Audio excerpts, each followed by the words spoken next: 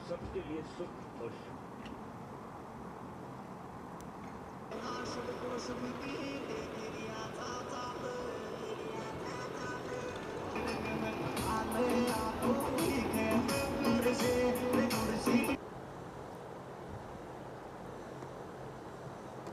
अपने वरिष्ठ जनों को, पूर्वजों को जिस प्रकार से स्मरण करके हम उनके प्रति अपनी आस्था का प्रदर्शन करते हैं, उसी प्रकार से आज हम आदरणीय बैसला साहब की द्वितीय पुण्यतिथि पर उन्हें स्मरण करने के लिए यहाँ आमंत्रित हुए, उपस्थित हुए। कार्यक्रम में इस अवसर पर हम अपने समाज के वटवृक्षों, वरिष्ठ नागरिकों, अति वरिष्ठ नागरिकों का सम्मान करने भी जा रहे हैं। यह एक बहुत ही सुंदर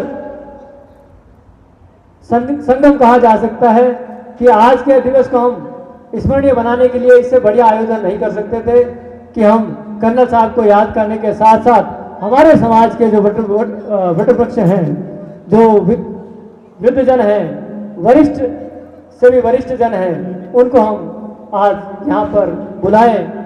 उनको सम्मानित करने की तो हमारी हैसियत क्या है, लेकिन हम उन्हें यहाँ बुलाकर हम अपने आप को सम्मानित करें, ये एक बहुत ही अच्छा अवसर है हमारे लिए। सदा सुमन अर्पित कर श्रद्धांजलि देते हुए कोई बात नहीं, आप लगा दो फ्रेंड्स, आप लगा दो।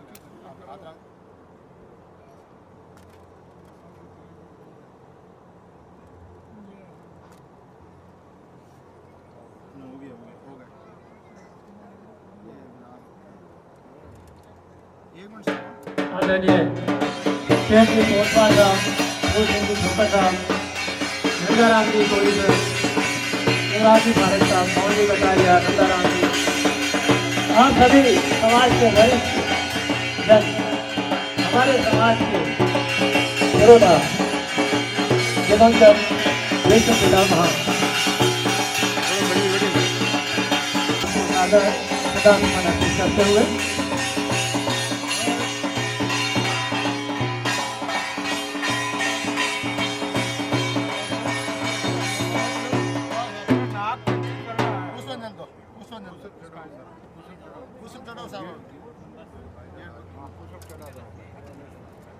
साहब थोड़ा सा बटन एक बार कैमरा पिक्चर साहब थोड़ा सामने देखो सर, सामने देखो आप।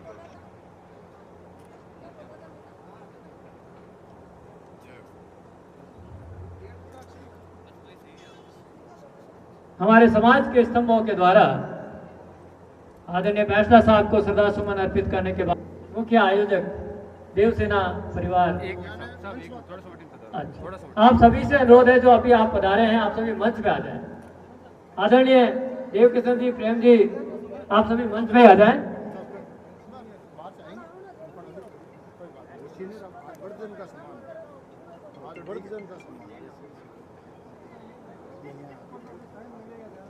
बोले जो भाई नहीं आपकी करना सही है।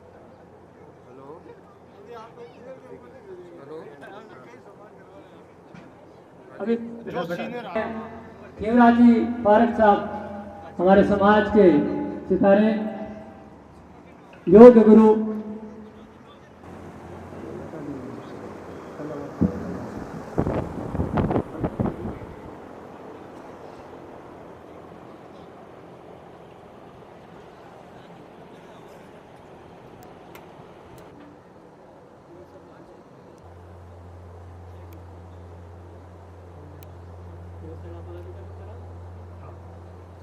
कार्यक्रम की अगली कड़ी शलोट नंदराम गुरिया साहब,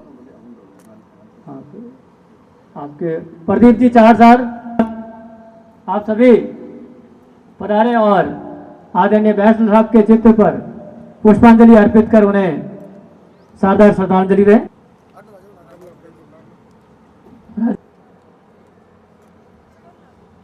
देवसेना के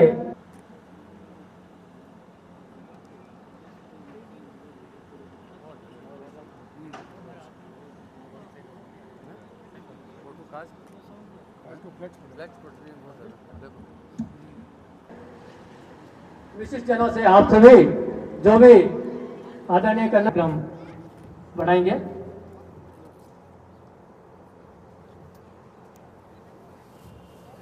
महिला जो मातृ शक्ति जो पधारी है वो भी साहब एक एक पधारो इनको इसके फोटो बाद करा पधारे एक एक करके, ताकि आपके फोटो अच्छे से आ सके बारी बारी से।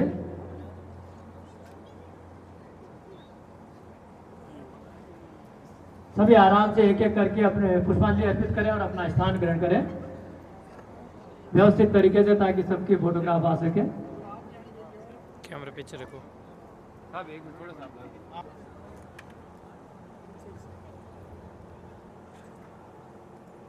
मैं अनुरोध करूंगा समाज जन उपस्थित हैं वे सभी पंडाल में पधारें।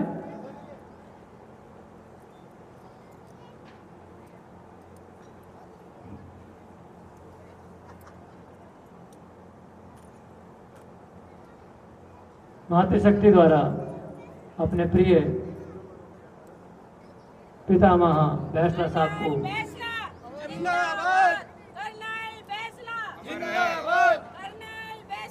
जिंदाबाद आदरणीय बैसला साहब सदैव हमारे हृदय में जिंदाबाद रहेंगे, रहे हैं और रहेंगे।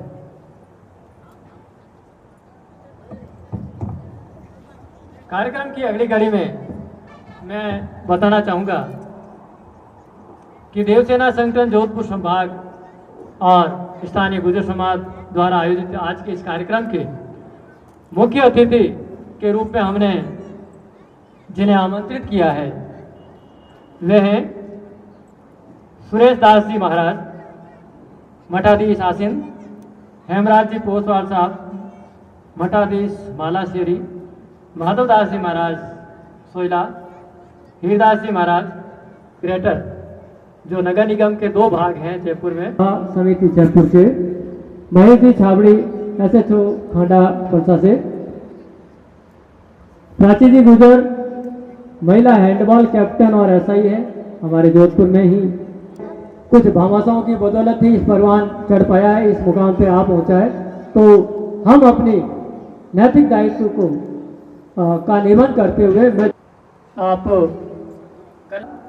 नैनाराम जी पावर बनार निवासी साहब 2100, गोपाल जी फारक बदवासिया से 2100, नेमीचंद जी पोसवाल साहब 2100, ओम जी पोसवाल साहब 2100, दलपत जी नरपत जी चाड़, भरत जी खोड़वा, राजेंद्र जी कटारिया, रामनिवास जी फारक, भूरा राम जी पावर, हीरदास जी महाराज, गिरधार जी कोहली साहब, पताराम जी डांगर साहब, सोनलाल जी मंडल सर, राजेंद्र जी मणकर साहब, नैनराम जी गोरैया साहब, परसाराम जी कटारिया साहब, आप सभी ने 2100 रुपये यानी 2100 रुपये का हमें योगदान दिया देवसेना परिवार को इस कार्यक्रम के लिए। आपका बहुत बहुत आभार। इसके अतिरिक्त छोटू राम जी पोसवाल साहब 1500 रुपये,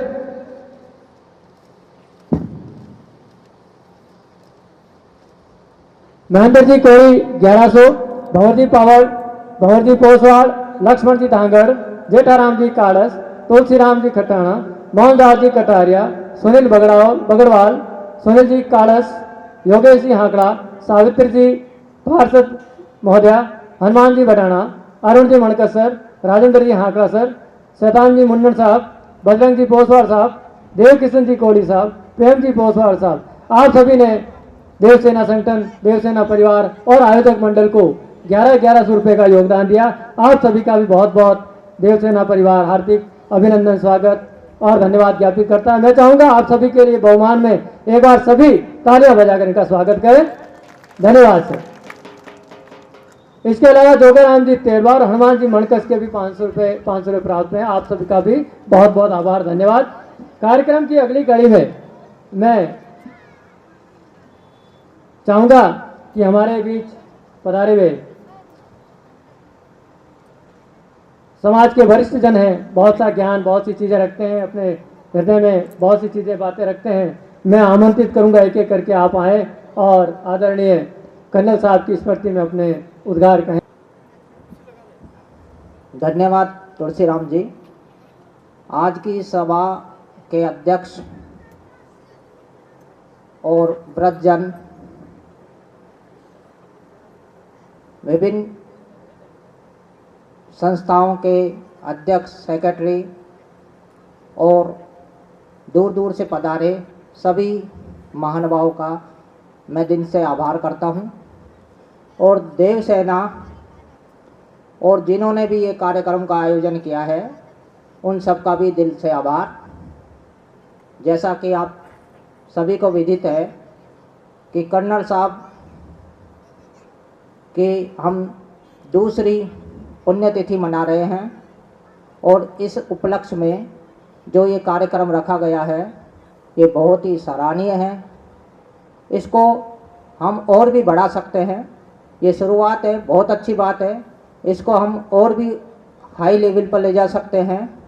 ऐसा मैं आशा करता हूँ कि आने वाले समय में देवसेना और जोधपुर के सभी महानुभाव ऐसे कार्यक्रमों को और ऊंचाइयों तक ले जाएंगे। और जिस तरह शिक्षा के क्षेत्र में भी थोड़ा सा कुछ सोचेंगे, और क्योंकि कर्नल साहब का भी नारा यही था कि पढ़ो, बस पढ़ाई के अलावा कुछ नहीं करना। अच्छा स्वास्थ्य और पढ़ाई, दो चीज़ों पे उन्होंने ध्यान दिया। मुझे कर्नल साहब से मिलने का 2 बार सौभाग्य प्राप्त हुआ। मैं पर्सनली 2 बार उनसे मिला अपने जीवन में, और उन्होंने यही कहा कि जो भी ये आडंबर चल रहा है, मैं बता रहा हूँ, जो उनकी दिल की तमन्ना थी कि फालतू के आडंबरों में पैसा खर्च ना करके हमको शिक्षा पे ही ध्यान देना चाहिए।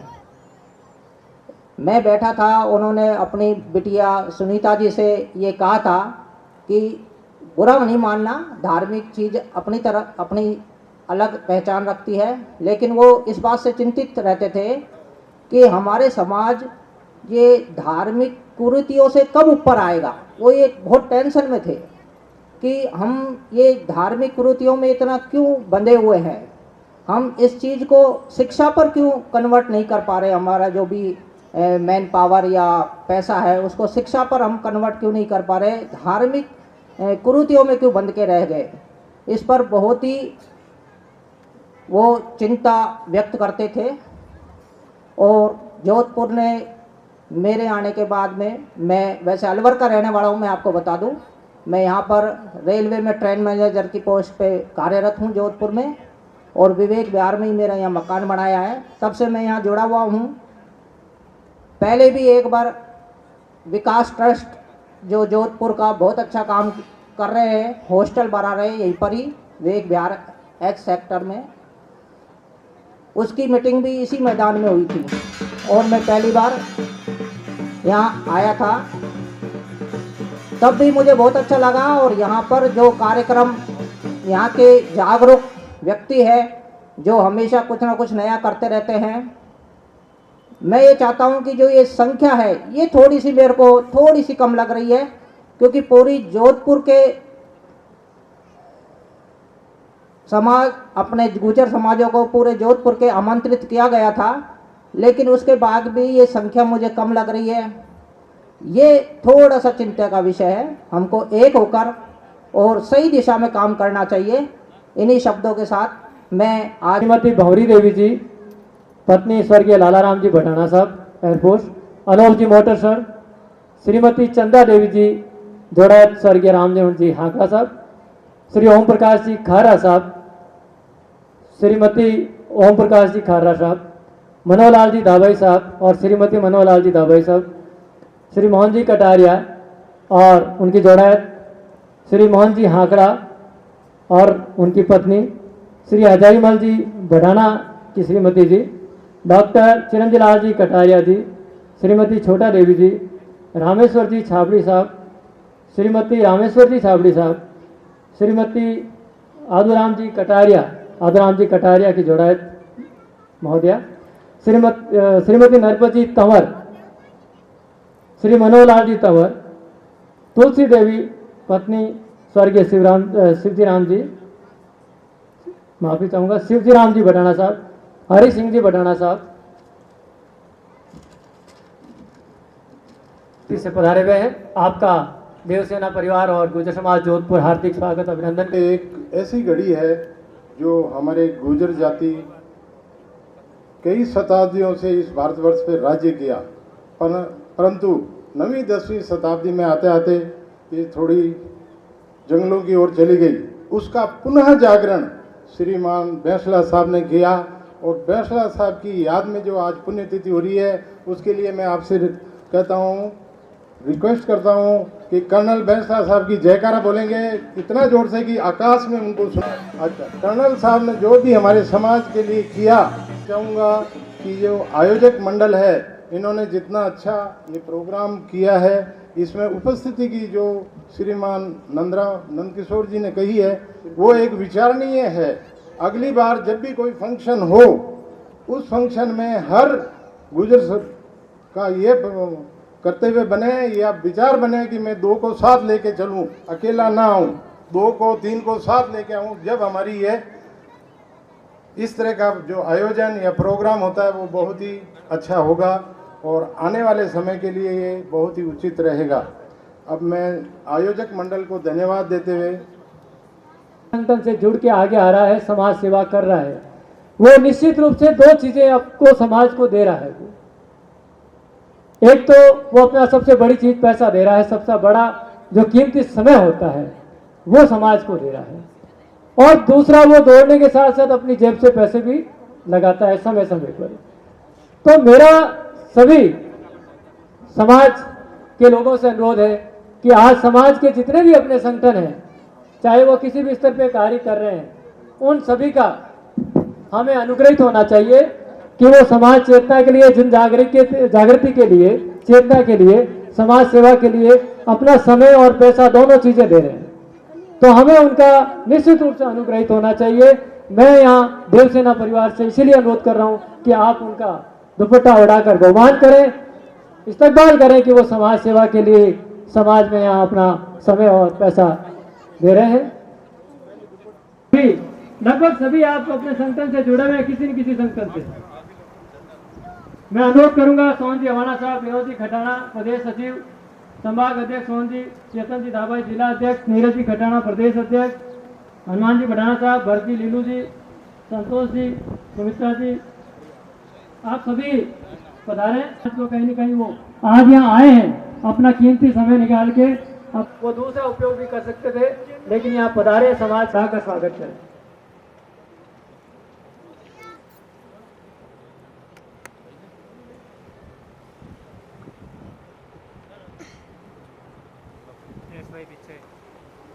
जो कार्यकर्ता नहीं है वो भी आ जाए आगे, चेतन जी के साथ जुड़ जाएं।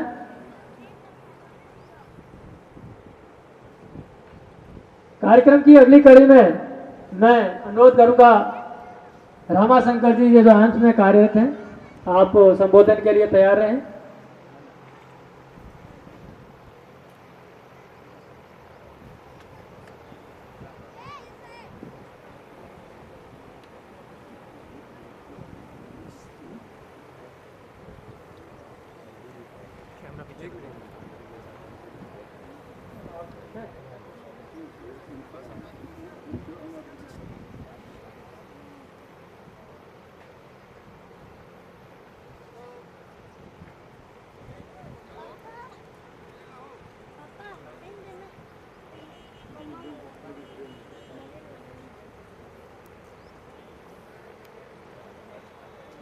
हमारे बीच में रहता है, आपसे अनुरोध करूंगा आप कर्नल साहब के स्मृति में 2 शब्द कहें और हमें लाभान्वित करें। सभी को राम राम साहब। मैं रामचंद्र गुजर और ये हम आपके जोधपुर एम्स के अंदर कार्यरत हूँ, सुपरडेंट पोस्ट पे। और आज हमारे समाज के लिए बहुत ही गौरवान्वित दिन है। आज हमारे परम, इसलिए मैं सभी से मेरा हाथ जोड़ से निवेदन है कि इस प्रोग्राम के अंदर एक तो शांति बनाए रखें और जो प्रोग्राम जो चल रहा है उसको थोड़ा सा गौरवान्वित महसूस कराएं। अच्छा, आप सभी लोगों को पता है कि आज हमारे समाज के जो आराध्य हैं कर्नल करण सिंह जी बैंसला, जिनके पर पुण्यतिथि बना रहे हैं, ये हमारे समाज के लिए एक बहुत बड़ा चेतना का विषय है। करण सिंह बैंसला जी ने शुरू से हमारे समाज को शिक्षा की ओर जोड़ा है और स्वास्थ्य को लेकर के बहुत बड़ी बात कही है। और समय हमारे जो समाज की कुरीतियाँ हैं उनके ऊपर ध्यान देने के लिए बोला है।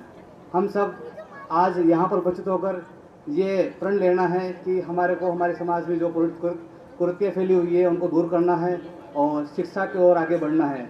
हमें बच्चों के साथ साथ हमारी जो माताएं बहनें हैं उनको भी शिक्षित करना है।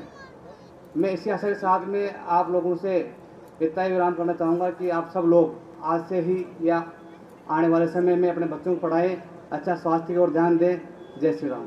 मैं आदरणीय कर्नल साहब के चरणों में शीश नमन करता हूं और हमारे गुर्जर आरक्षण आंदोलन में शहीद हुए सभी वीरों को नमन करता हूं और देवनारायण भगवान के चरणों में नमन करता हूं। सम्मानित मंच एवं विराजे हुए सभी मेरे पितातुल्य बुजुर्ग एवं देवसेना के सभी कार्यरत संगठन के अधिकारी एवं सभी महिला एवं मेरे युवा साथी, आज हम सभी हमारे देवतुल्य आदरणीय कर्नल साहब की द्वितीय पुण्यतिथि पर आज यहाँ सभी एकत्रित हुए हैं और उनका व्यक्तित्व किसी से छुपा हुआ नहीं है। आज हमारे समाज की जो राजनीतिक और शैक्षिक शिक्षा के स्तर की जो चेतना है, उनके लिए बैंसला साहब ने अपना सर्वस्व देकर आज हमें हमारी रिप्रेजेंटेटिव या हमें हमारी पहचान दिलाई है। और आज हमारे समाज को ये सोचने की जरूरत है कि आज हमारा समाज किस तरफ जा रहा है, क्योंकि जो बैंसला साहब हमें कह के गए हैं गुड हेल्थ गुड एजुकेशन, तो आज हमें सोचना पड़ेगा अच्छे शिक्षा, अच्छा स्वास्थ्य, कर्ज मुक्त समाज और शिक्षित माँ। आज भी दूर दराज गांव में बहनें माताएं शिक्षा से बहुत दूर हैं और आज मैं सभी से ये निवेदन करता हूं कि आप सभी ये प्रण लेके जाएं कि आज बैंसला साहब की द्वितीय पुण्यतिथि पर हम सभी अधिक से अधिक संख्या में उनके द्वारा दिखाए गए समाज के मैसेजों को आगे फॉलो करें ताकि हमारा समाज एक अच्छे मुकाम पर पहुंच सके। हम सभी को ये पता है कि बैंसला साहब ने आज हमारे समाज को किसी को परिचय का मोहताज नहीं छोड़ा, तो आज उसी भागदौड़ को आगे बढ़ाना है। राजनीतिक रूप से सरकारें आती हैं चली जाती हैं, कोई भी सरकार हो, लेकिन आज हमें हमारे एमबीसी समाज के जो सभी को यही आगाज करता हूं कि बैंसला साहब ने जो लड़ाई जारी रखी है उसको हमें मिलजुल कर आगे चालू रखना है। और ऐसी जो बार बार हमारे साथ हो रही है, आरक्षण को हमें दे दिया 5%, 73 लोग शहीद हो गए और समाज के लोगों को पूछो तो 10-10% आरक्षण के 50% से ऊपर उनको नहीं मिला। हमारे बार बार भर्तियां कोर्ट में अटका दी जाती है। क्या हमारे अंदर इतना सामर्थ्य नहीं है क्या? ये हमें सोचने की जरूरत है। मैं हर बार निवेदन करता हूं और धन्यवाद देता हूं मैं इस कार्यक्रम को देवसेना ने संचालन किया है, इसी तरीके से समाज में करते रहे ताकि समाज में एकजुटता और अखंडता का जो भाव है वो बना रहे। लेकिन मैंने पहले भी निवेदन किया था, मैं पुनः निवेदन करता हूं सभी से कि बच्चे बहुत कम संख्या में दिख रहे हैं। बच्चे जितने ज्यादा संख्या में आएंगे तो युवा तभी तो बनेंगे जब बच्चे आएंगे। नीम को आप लेके आए, मेरा निवेदन है सबसे, आप नीम नहीं लेके आओगे तो पेड़ बड़ा नहीं होगा। अगर मैं समाज का पौधा बनूंगा तो तब बनूंगा तब मैं बचपन से आके देखूंगा कि मेरे दादा परदादा हमारे किन्होंने संघर्ष किए, कौन बैंसला साहब थे। तो इसलिए सभी को लेके आए बच्चों को, और सभी से मेरा पहले भी निवेदन रहा है, आज भी मैं यही निवेदन करके जा रहा हूं, हर घर में कर्नल साहब की एक स्मृति होनी चाहिए ताकि हमारे बच्चों को पता रहे कि ये वो विभूति हैं जिन्होंने सरकार के साथ लड़कर 73 वीरों की लाशों को रखकर हमारी लड़ाई को जारी रखा और हमें हमारे अधिकारों को दिलाया। मैं सभी से निवेदन करता हूं, एक बार दोनों हाथ खड़ा करके हमें बैंसला साहब को श्रद्धांजलि के लिए आगाज करना है। कर्नल बैंसला अमर रहे, कर्नल बैंसला। और इसी के साथ मैं वाणी को विराम देता हूं। बहुत बहुत धन्यवाद। जय हिंद, राम राम। संदेश दिया है, उस संदेश पर भी हम जरा सा विचार करें कि उन्होंने जो हमें रास्ता बताया उस रास्ते पे हम चल रहे हैं कि नहीं चल रहे हैं। उनके जाने के बाद बहुत सी चीजें ऐसी हुई है जो वहीं को वहीं विराम उन्होंने ले लिया, जहां थी वहीं रह गई है। उदाहरण के लिए नवी अनुसूची, हमारा जो आरक्षण है वो क्योंकि 50% सीमा को क्रॉस करने जा रहा है और ये किसी भी समय किसी भी वक्त कोर्ट में या कानूनी स्तर पे कहीं भी अटक सकता है। लेकिन नवी अनुसूची में डालने का काम पहले कांग्रेस सरकार आई, उसने भी नहीं किया, और उससे पहले बीजेपी सरकार थी, उसने भी नहीं किया। और हमारी तरफ से अब संगठित स्तर पर इसके कोई प्रयास हो ही नहीं रहे। हमने एक तरह से आंखें मीच ली है कि ठीक है, चल रहा है तो हो रहा है, ठीक है। इस बीच में हमने कुछ उदाहरण ऐसे भी देखे जहां हमारी जो ओबीसी की जो मेरिट लिस्ट है उसमें दूसरी जाति के लोग भी घुस गए। उसमें किसी ने भी कोई मांग नहीं उठाई, किसी ने कोई जांच का विषय नहीं उठाया कि ये क्यों हुआ, कैसे हुआ। रोस्टर की जो पालना की जा रही कि नहीं की जा रही है, इस पर भी हम लोगों ने कभी ध्यान देने की आवश्यकता नहीं समझी, क्योंकि सभी को ऐसा लग रहा है कि क्या करना, हमें मिल रहा है, ठीक है, जो हो रहा है ठीक ही हो रहा होगा, विश्वास से गाड़ी चल रही है। ऐसा नहीं हो। हमें वापस जो कर्नल साहब ने रास्ता जहां छोड़ दिया था, जिस मंजिल में हमें वहां से आगे अपने स्तर पर बढ़ना है। हमेशा कर्नल साहब साथ नहीं रहेंगे। पीछे जो लोग बचे हैं उनको चाहिए कि कर्नल साहब ने जो हमें रास्ता बताया, जो मंजिल बताई है, हम उस पर आगे की ओर अग्रसर हो, उनके दिखाए हुए रास्ते पे अग्रसर हो। कुछ कुरीतियां ऐसी हैं जिनको आज भी अपन मिटा नहीं पाए। बाबा चिल्लाते चिल्लाते, पटरी उखाड़ते उखाड़ते आरक्षण तो दिला गए, लेकिन वो सामाजिक कुरीतियां आज भी बंद नहीं हुई हैं, वो आज भी चालू हैं। जिसमें से सबसे बड़ी एक कुरीति चल रही है मृत्यु भोज की। मृत्यु भोज बंद होना चाहिए। वो क्यों होना चाहिए? अगर मृत्यु भोज, जब एक इंसान जन्म से लेके मरण तक जिंदगी गुजारता है, खूब कमाता है, अपने बच्चों को पालता है, अपने परिवार का पालन पोषण करता है, तो उसकी याद में कुछ खर्चा करते हैं। तो बाबा ने क्या कहा था कि 10 साल की सामाजिक इमरजेंसी लगा दी जाए तो समाज आर्थिक दृष्टि से मजबूत हो जाएगा। चाहे कितना भी बलशाली आदमी हो आज इस संसार में, अगर वो आर्थिक दृष्टि से और शिक्षा के स्तर से अगर मजबूत नहीं है तो वो अकेला आदमी कुछ नहीं कर सकता समाज के लिए या देश के लिए। तो सबसे पहले कुरीति बंद होनी चाहिए, मृत्यु बोझ बंद होना चाहिए। मैंने बहुत लोगों से सुना है अगर मृत्यु बोझ नहीं करें तो हमें समाज में कोई बोलने नहीं देता है। उसका हर समस्या का एक समाधान होता है, उस समस्या का भी एक समाधान है। मृत्यु बोझ में क्या करते हैं, कोई नया काम तो करते नहीं है, सभी को खाना खिलाते हैं। तो अपने परिवार के अंदर उस व्यक्ति के लिए खुला रास्ता छोड़ देना चाहिए। अगर जिसने आज तक कोई सामाजिक प्रोग्राम ना किया हो वो व्यक्ति तो मृत्यु भोज कर सकता है। बाकी ऐसा कोई आदमी या परिवार नहीं है जिसने कोई सामाजिक प्रोग्राम नहीं किया हो, ब्याह शादियां नहीं की हो, कुआ पूजन नहीं किया हो, उसमें खर्चा खूब करते हैं। तो बताओ वो उसी समाज के लिए तो कर रहे हैं सब कुछ। लेकिन एक मृत्यु बोझ ऐसा है, अगर वो एक सामाजिक कुरीति हो गई है, उसमें क्या है ना, एक गरीब आदमी को भी करना पड़ता है। पैसे वाला खूब कर देगा कोई दिक्कत नहीं है, लेकिन एक गरीब आदमी भी उस चक्की में पिस जाएगा तो उससे क्या होएगा, उसके ऊपर कर्जा बढ़ जाएगा। कर्जा बढ़ने से क्या है, वो कमाते कमाते शिक्षा अपने बच्चों की तरफ ध्यान नहीं दे पाएगा और 2 रुपए सैकड़े से उसके रकम पे ब्याज चलता रहेगा, ब्याज चलता रहेगा। वो चुकाते चुकाते चुकाते एक दिन सर्वलोक सिधार जाएगा स्योम, लेकिन वो कर्जा नहीं उतार पाएगा,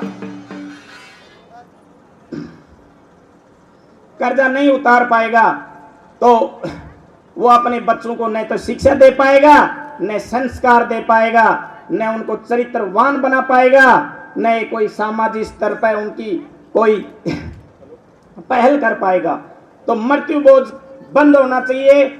मैं समाज के वरिष्ठ जनों से हाथ जोड़कर निवेदन करता हूं कि ये अपने समाज में जितने भी सामाजिक संगठन बने हुए हैं वो अपनी एक मीटिंग रखें और इस मृत्यु बोझ को बिल्कुल बंद कर दिया जाए।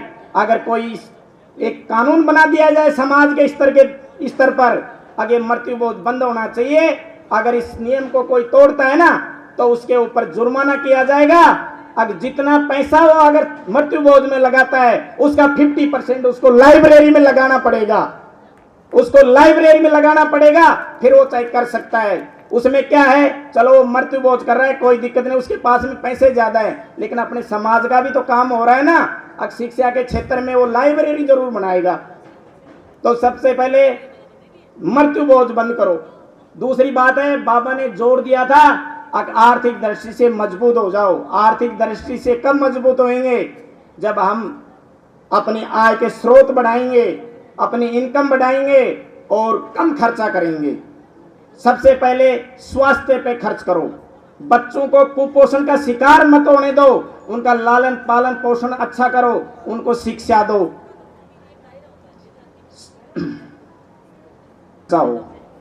उस खर्चे में से बचा के, ज्यादा खर्चे करने की कोई जरूरत नहीं है, थोड़ा कम खर्चा करके उस पैसे को बचा के अपने बच्चों की शिक्षा में आप खर्च करो।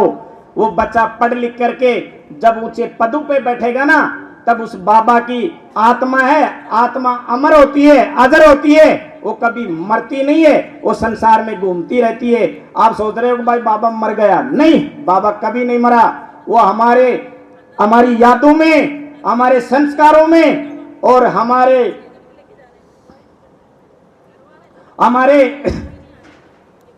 विचारों में वो हमेशा घूमता रहता है इस पृथ्वी पे। वो उसकी आत्मा घूमती रहती है, वो अपने को देख रहा है, आज भी देख रहा है अब मेरा समाज कहाँ पिछड़ा हुआ है। मैंने जो शिक्षा दी थी, मैंने जो विचार रखे थे, वो भी अभी आधे अधूरे रह गए। मैं देख रहा हूं अब मेरा जैसा कौन मसीहा इस समाज में पैदा होएगा और मेरे अधूरे वादों को पूरा करेगा। वो देख रहा है, उसकी आत्मा अमर है और आज वो अमर भी हो गया है अपने विचारों से, अपने कर्मों से। अब एक पिछड़े हुए समाज को आज एक अग्रिम पंक्ति में लाके खड़ा कर दिया है। अब 10 साल 20 साल पहले का इतिहास उठाकर देख लो, कोई शहरों में रहने वाला 1-2 व्यक्ति ही आरएस, आईपीएस, आरएस, डॉक्टर बनता था, इंजीनियर बनता था। बाबा ने जब से आरक्षण की मांग की और सरकार से लागू करवाया, तब से गुर्जर समाज का हर व्यक्ति जो शिक्षित है, तैयारी करता है, वो आरक्षण के हिसाब से आज ऊंचे पदों पे बैठ रहा है। तो जो ऊंचे पदों पे बैठे हुए हैं, उन समाज बंधुओं से मैं निवेदन करता हूं हाथ जोड़कर कि अपने अनुभव को एक सालाना छमाही मीटिंग करके अपने अनुभव गुर्जर समाज के लिए, अपने समाज के लिए वो अपने अनुभव बांटे, एक अच्छी शिक्षा दे, एक अच्छी प्रेरणा दे, एक अच्छे अपने अनुभव बांटे।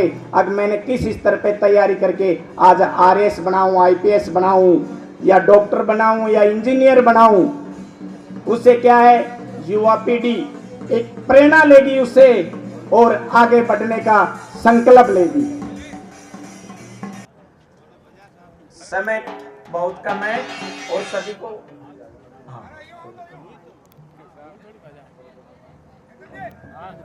बहुत ही हर्ष और गर्व का विषय है कि हमारे बीच में हमारे क्षेत्र के लाडले विधायक और संसदीय कार्यों के कैबिनेट मंत्री जोगाराम जी पटेल साहब हमारे बीच में है।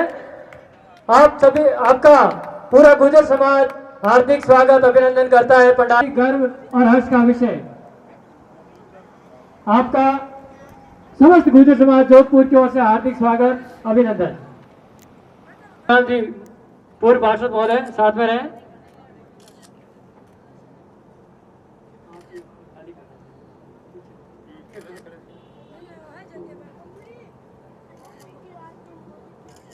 समाज के पितामह बैसला साहब को श्रद्धा सुमन अर्पित करते हुए मंत्री महोदय, आपका बहुत बहुत आभार, स्वागत हमारे लिए कि हमारे बीच में मंत्री महोदय आज हमारे इस कार्यक्रम की सहभागिता के लिए पधारे हैं।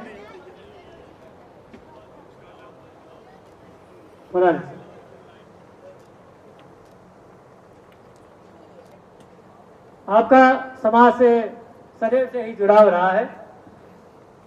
जब भी स्मरण किया है समाज के लिए, आप सदैव ही हमारे साथ रहे हैं।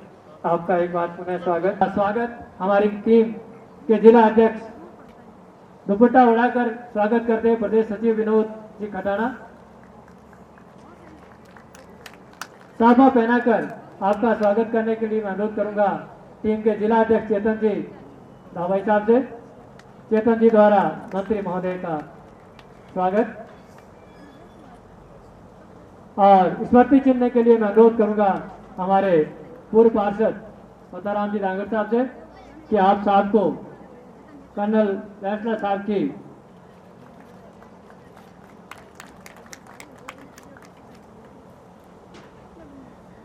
धन्यवाद।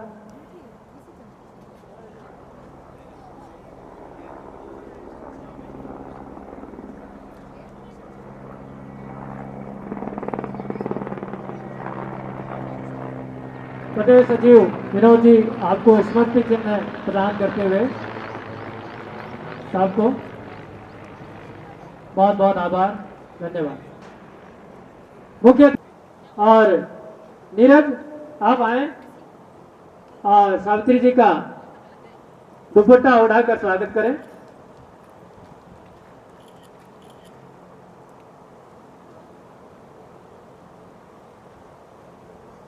स्वागत की अगली कड़ी में समाज को गौरवान्वित करने वाली हमारी शाल उड़ाकर स्वागत करेगी सुमित्रा जी और दुपट्टा उड़ाकर आपका स्वागत किया जाएगा विजय लक्ष्मी जी, जिला अध्यक्ष कांग्रेस कमेटी।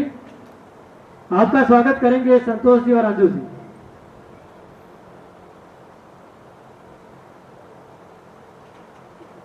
विजय लक्ष्मी जी का स्वागत किया जाएगा शाल उड़ाकर स्वागत करते हुए संतोष जी और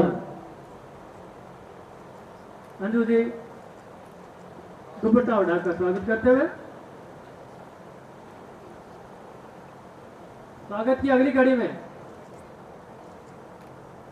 हमारे आज के कार्यक्रम के विशिष्ट अतिथि गणों में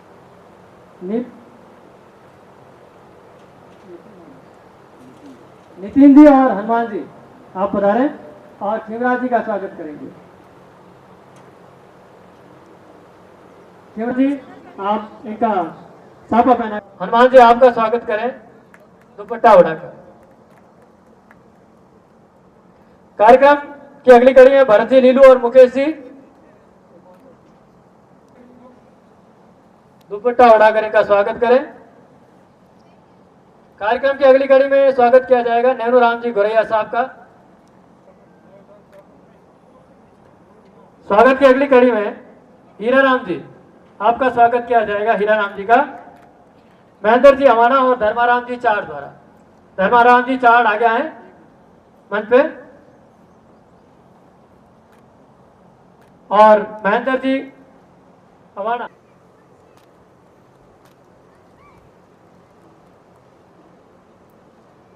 हमारे बीच पधारे आज के कार्यक्रम के तुलसी राम जी साफा पहनाकर कर रहे हैं, जोरदार तालियों के साथ स्वागत।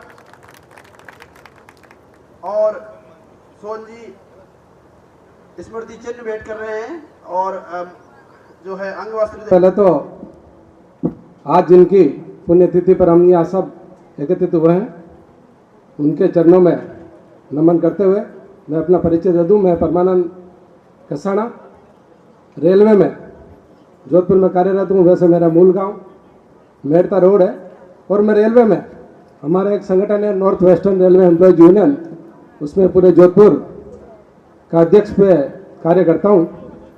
और साथियों जैसा कि तुलसीराम जी ने बोला ज़्यादा समय नहीं लेंगे और समाज का प्रोग्राम है और भी कई साथी यहाँ मौजूद है। तो सबसे पहले जिसकी श्रद्धा सुमन के लिए हम यहाँ आए उनको इनकलाबी नारों से तो पूरा पंडाल गुंजायमान होना चाहिए। तो मैं आपको कुछ नारे दूंगा, आप उन नारों को रिपीट करना, उसके बाद मैं अपनी बात रखूंगा। कर्नल किरोड़ी सिंह बैंसला अमर रहे, कर्नल किरोड़ी सिंह बैंसला अमर रहे। और जब तक सूरज चांद रहेगा, मजा नहीं आया साथियों, यूं नहीं, हाथ उठा के, दोनों हाथ उठा के, अरे जब तक सूरज चांद रहेगा, अरे जब तक सूरज चांद रहेगा, कर्नल किरोड़ी सिंह बैंसला अमर रहे। धन्यवाद साथियों।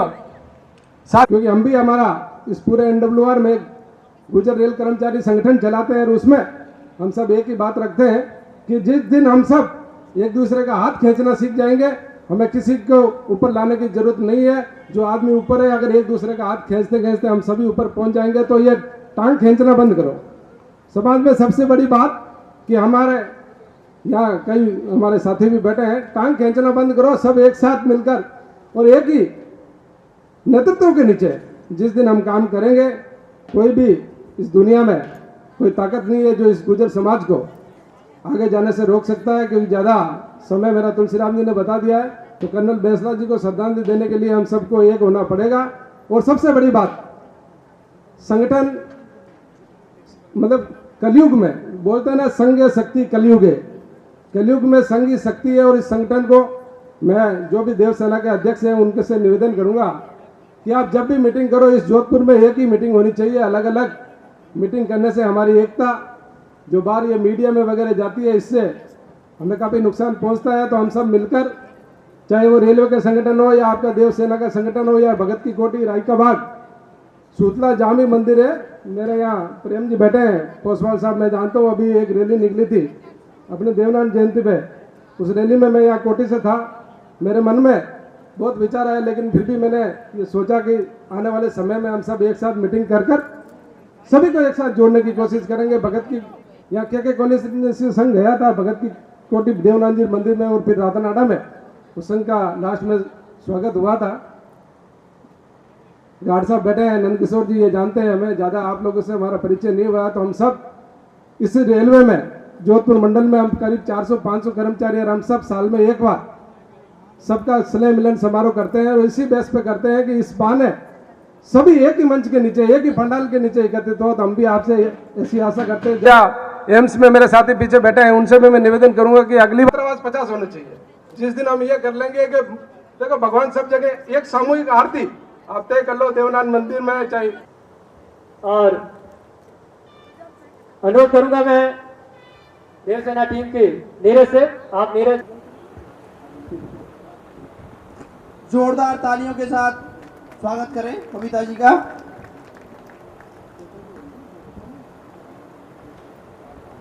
नीरज और अंजू जी रुके, और श्वेता जी का भी आप स्वागत करें, इनका स्वागत बाकी रह गया है। ऐसा पधारे हैं, इनका एक बार पुनः अभिनंदन और धन्यवाद ज्ञापित करते हैं। मैं चाहूंगा इन्हें आमंत्रित करूंगा कि आप भी आप पधारें और समाज को दो शब्द अपने कहें, हमें लाभान्वित करें, कर्नल साहब के बारे में अपने दो शब्द कहें, समाज के प्रति अपने उद्गार व्यक्त करें।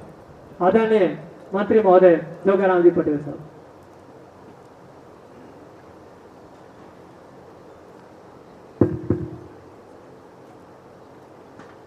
आज उनके जीवन के स्मृतियों को स्मरण करने, देव सेना के दर्शन करने और आप सब भाइयों से मिलने का मौका मिला। मैं सबसे पहले कर्नल साहब को मेरी ओर से, आप सबकी ओर से, जोधपुर की जनता की ओर से और जिस क्षेत्र में हम आप सब बैठे हैं उस क्षेत्र की समस्त जनता की ओर से, लुणी विधानसभा क्षेत्र की समस्त जनता की ओर से डॉक्टर साहब को, कर्नल साहब को खूब खूब याद करता हूँ, उनके चरणों में वंदन करता हूँ और परमपिता परमेश्वर से आराधना करता हूँ कि उनको अपने श्री चरणों में स्थान दे। और मैं कर्नल साहब से, स्वर्गवासी कर्नल साहब से प्रार्थना करता हूँ कि वो भगवान के यहाँ बैठे बैठे हम सबको निरंतर आशीर्वाद देते रहें और हम सद्मार्ग पर चलते रहें, उनके द्वारा बताए हुए मार्ग पर चलते रहें। आज इस कार्यक्रम में मेरे छोटे भाई, साथी, बचपन के मित्र, पूर्व पार्षद और राजनीतिक दृष्टि से मेरे बहुत ही निकट सहयोगी आदरणीय फताराम जी और उनके ही पसीनों पर चल रही है हमारी बिटिया, आपकी पार्षद सावित्री जी, कांग्रेस पार्टी जोधपुर जिला देहात की अध्यक्ष और बहुत ही जुझारू नेता विजय लक्ष्मी जी। विजय लक्ष्मी जी दवा गांव की बहन बेटी है, वहाँ की जन्मजाई है। जोधपुर कार्य क्षेत्र है और वैसे राजस्थानी पूरा कार्य क्षेत्र है, बहुत जुझारू है। पर बबीता जी और लक्ष्मी जी काफ़ी प्रयास कर रहे हैं, प्रभु कोई न कोई कुछ न कभी ठीक होगा। मैं बिटिया का नाम भूल गया, प्रशासनिक अधिकारी है प्रीति जी गुजर, आपके भी उज्जवल भविष्य की कामना करता हूँ। इधर मेरे सभी दादा समान बुजुर्ग बैठे हैं, उनका आशीर्वाद भी हमको निरंतर मिलता रहे। सभागार में विराजमान सभी सज्जनों, माताओं, बहनों और भाई और मीडिया के मेरे साथियों, आज हम जिस कार्य के लिए आए उसको निमित्त देखकर मन बहुत प्रफुल्लित होता है। डॉक्टर साहब से व्यक्तिगत 2-3 बार मिलने का मौका मिला। जब मैं पिछले टेन्योर में विधायक था, संसदीय कार्य मंत्री था, तो डॉक्टर साहब ने और कर्नल साहब ने तत्कालीन मुख्यमंत्री आदरणीय वसुंधरा जी से मिलने के लिए कहा और उनको बताया कि मुझे ये लीगल काम है और मेरे काम होने ही चाहिए। परम सम्मानित आदरणीय वसुंधरा जी ने मुझे बुलाया था और कहा था कि डॉक्टर साहब के काम में कर्नल साहब को मना नहीं कर सकते हैं और गलत कभी कहते नहीं है, इनको पूरा एग्जामिन करो और जो कुछ भी रिपोर्ट दो। और मुझे आज याद है, इतनी स्पष्टवादिता, इतनी साफ छवि, और जो कुछ भी बात कहनी है वो 90 तुले शब्दों में पूरी बात कहनी। और समाज के लिए तो देवता के रूप में थे। उनका त्याग, उनकी तपस्या और उनका समर्पण ही है कि आज हम कहीं न कहीं हिंदुस्तान में, कहीं न कहीं राजस्थान में अपने उस अस्तित्व में बच्चों के विकास के लिए, बच्चों के चाहे आरक्षण का मुद्दा हो या और कोई मुद्दा रहा हो, राजनीतिक क्षेत्र में हमारी अपनी भागीदारी का विषय रहा हो, कर्नल साहब ने हमेशा बेतुक शब्दों में बात कही। अभी थोड़े दिन पहले ही कर्नल साहब के सुपुत्र से भी मिलने का अवसर मिला 2-3 बार। वो भी वर्तमान मुख्यमंत्री आदरणीय भजनलाल जी के आवास पर मिले। उनका भी वही साफ सुथरी छवि, साफ बात कहना, समाज के लिए बात कहना, समाज के हित की बात कहना, अपने हित के लिए किसी दूसरे का अहित नहीं करना। इसलिए मैं इस देव सेना, जो हमारे वर्तमान युग में शायद लोग भूल जाएंगे, लेकिन एक समय था जब हिंदुस्तान के परिवेश में श्री कृष्ण से लगाकर आज तक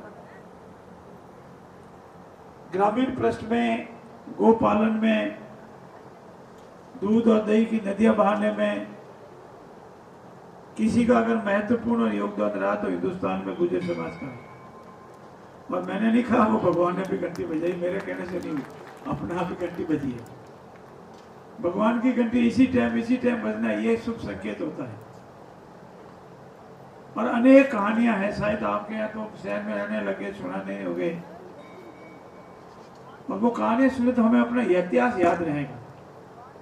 कितनी महाबली हमारी माताएं बहनें हुआ करती थी। उसका कारण था हमारे घर में दूध और दही और गोपालन का कितना लंबा इतिहास रहा, और हम कितनी मेहनत से खेती और पशुपालन के कार्य में लगे हुए थे। मैं पुनः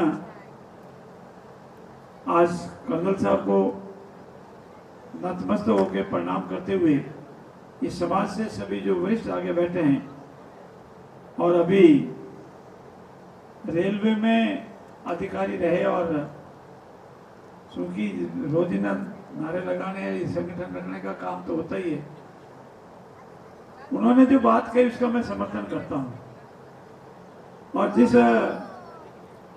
तो मैं रोग कह दूं, बीमारी कह दूं, कुछ भी कह दूं, उससे आप भी गुजरते, उससे हम भी गुजरते हैं। हाथ खींचना और टांग खींचना आप और हमारे में समान ही है। और जिस दिन हम हाथ खींचना शुरू करेंगे, टांग खींचना बंद करेंगे, समाज का चहुमुखी विकास होगा।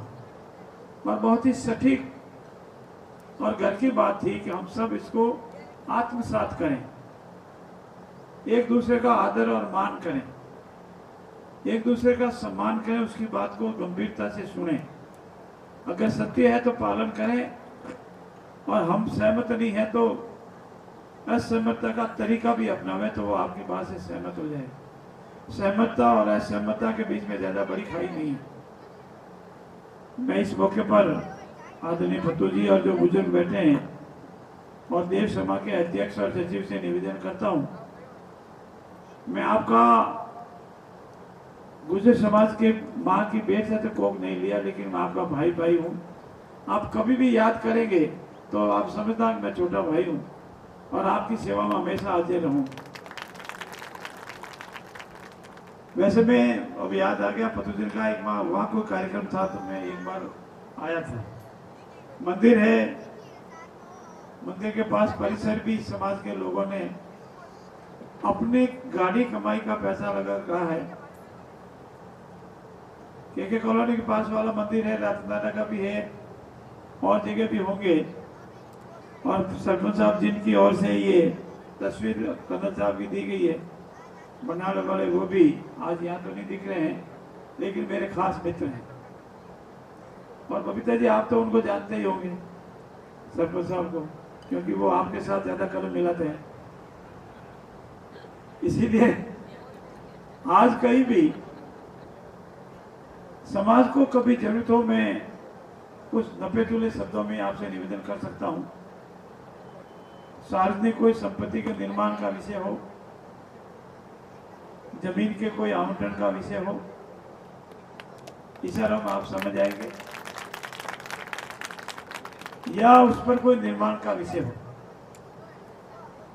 अगर आप मौका देंगे, आपकी दी हुई कलम की ताकत से अगर कुछ कर सकूंगा तो मुझे मन में खुशी होगी कि मैंने किसी न कुछ देव सेवा के लिए कुछ किया है, मुझे आनंद होगा। मैं हमेशा वही कहता हूँ और आज दोहराता हूँ कि तेरा तुझको अर्पण किया लागे मेरा। इसमें मेरा कुछ भी नहीं, जो कुछ भी है वो आपका है।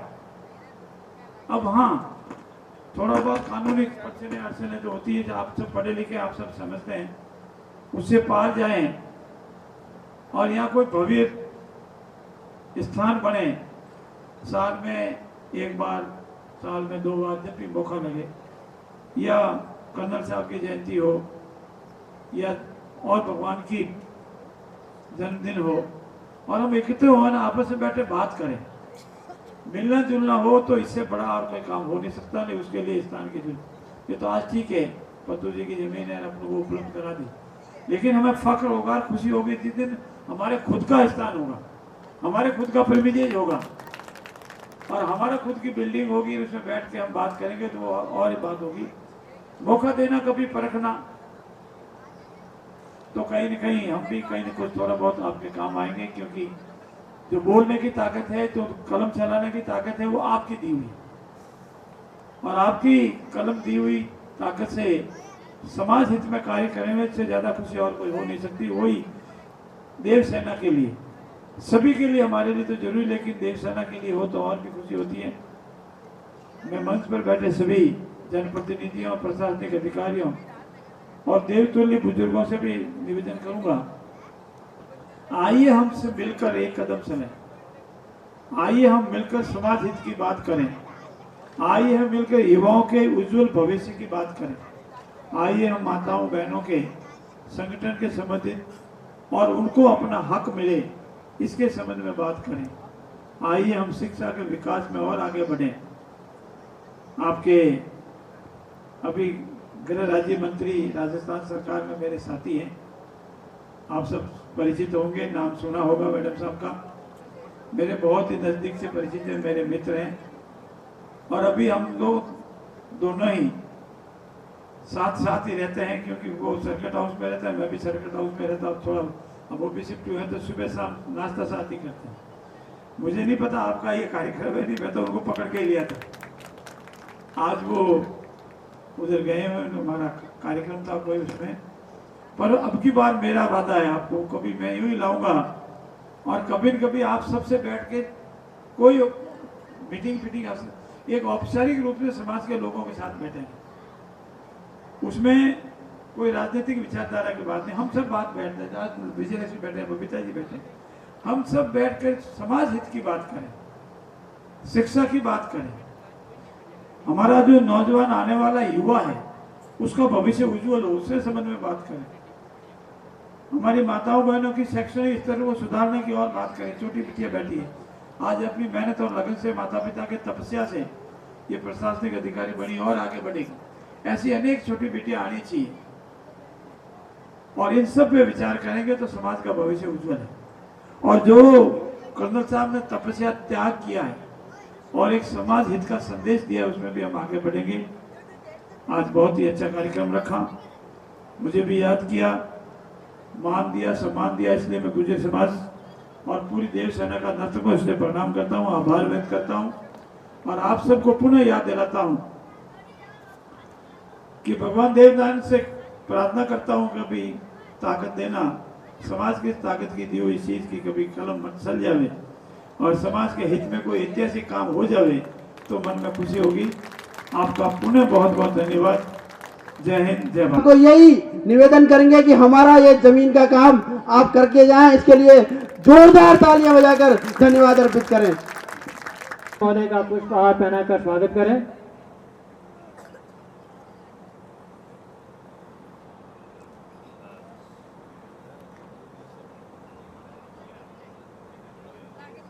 आपका आशीर्वाद मंत्री महोदय आशीर्वाद के आकांक्षी हैं आपके, सदैव आपकी तरक्की से हमें तहे दिल से प्रसन्नता होगी। मैं अनुरोध करूंगा नंदाराम जी आप भी आए और पुष्पहार पहनाकर मंत्री महोदय का स्वागत करें, धन्यवाद ज्ञापित करें। आदरणीय गुरैया साहब आप भी आए।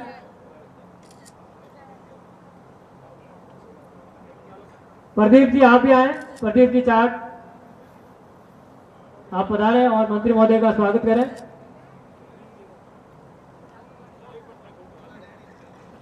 आदरणीय शिवराज जी फारूक साहब अंतर्राष्ट्रीय योग प्रशिक्षक आप भी स्वागत करें मंत्री महोदय का।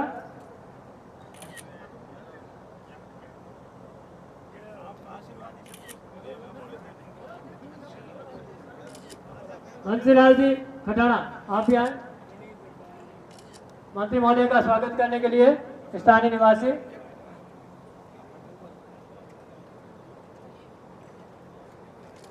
आपका बड़प्पन महानता प्रेम का परस्पर आदान प्रदान,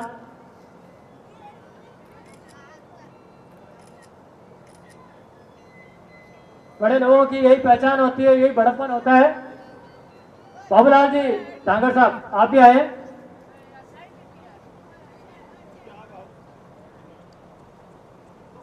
मोहन जी कटारिया साहब और बाबूलाल जी डांगर साहब पधारे और माल्यार्पण कर साहब का स्वागत करें। मालाएं दें उनको।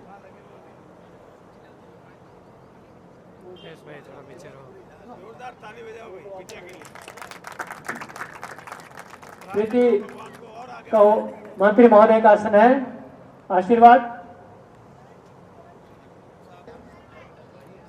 फताराम जी के बड़े भाई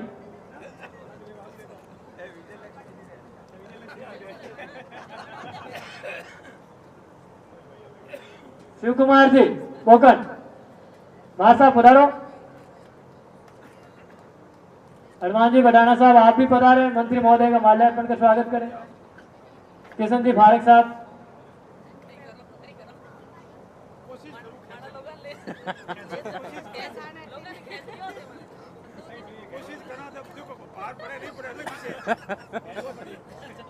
एक बार कोशिश करने वालों की कभी हार नहीं होती, कोशिश तो करते हैं।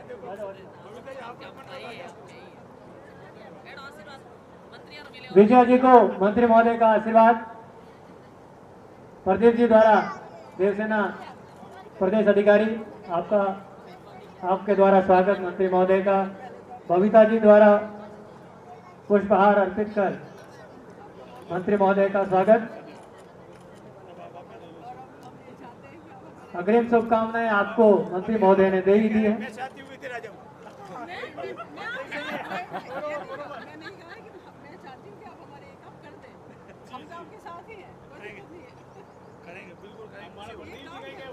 बहुत ही सुंदर और स्नेह का माहौल।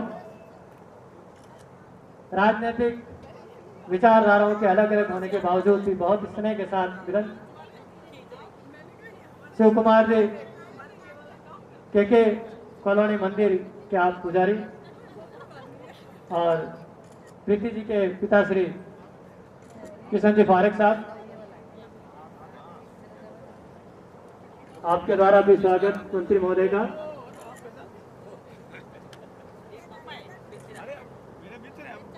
शाबाशी मिलते हुए एक अच्छे अभिभावक का पुरस्कार देते हुए मंत्री महोदय जी द्वारा किशन जी को।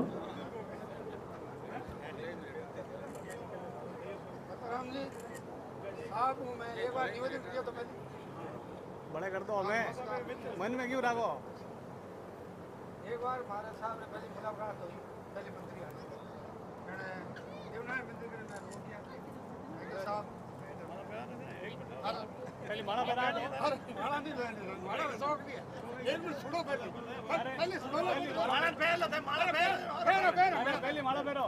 अरे माला पहन और साहब रहे हमारे वोट मुलाकात हुई है। साहब ने कहा मैं रोड पे पाकिस्तान में आड़ी है या बेटा हमारे में आड़ी है। साहब रो बोल और वजन 7 दिन में रोड बना दी, जिंदगी में नहीं बनी थी। 7 दिन में सांगरी हूँ बाईपास देवना मंदिर तक रोड साफ बन गई। अब वो निवेदन है एक बड़े निश्चित रूप से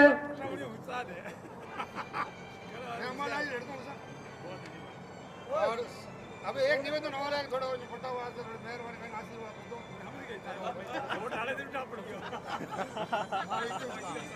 माला पहनो, माला पहनो।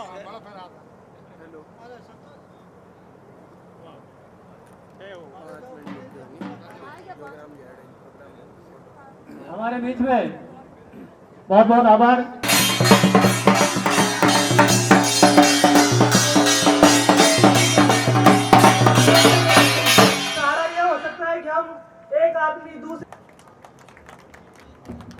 हमारे बीच में जयपुर नगर निगम महापौर मुनेश जी, जयपुर हेरिटेज नगर निगम महापौर मुनेश जी पधार गए हैं। आपका जोधपुर समस्त जोधपुर गुर्जर समाज हार्दिक स्वागत अभिनंदन इस्तकबाल करता है। आपके द्वारा डॉक्टर साहब कर्नल साहब के चित्र पर पुष्पांजलि अर्पित कर उन्हें श्रद्धांजलि अर्पित करने के बाद आपसे अनुरोध आप मंच पे पधारें।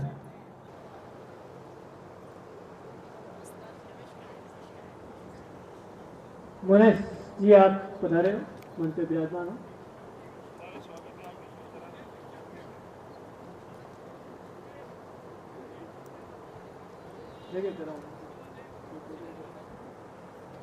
आपके स्वागत के लिए मैं अनुरोध करूंगा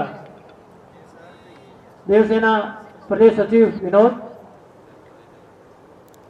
संतोष जी, नीरज और संतोष जी से अनुरोध करूंगा आप आए और मुनेश जी का स्वागत करें। मुनेश जी का शॉल उठाकर स्वागत और स्वागत करें। अंग वस्त्रम के द्वारा इनका स्वागत, एक बार पुनः स्वागत। इन्हें स्मृति चिन्ह प्रदान करेंगे संतोष जी, देवसेना कार्यकारिणी सदस्य।